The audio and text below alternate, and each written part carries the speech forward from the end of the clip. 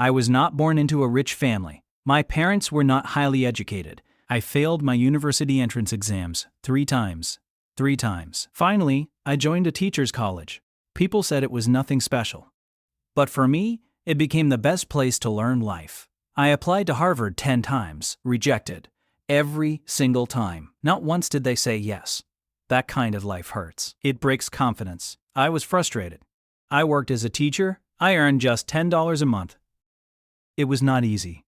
But I believed something better was waiting for me. So I kept working. Even when nobody believed in me, I never thought I was smart.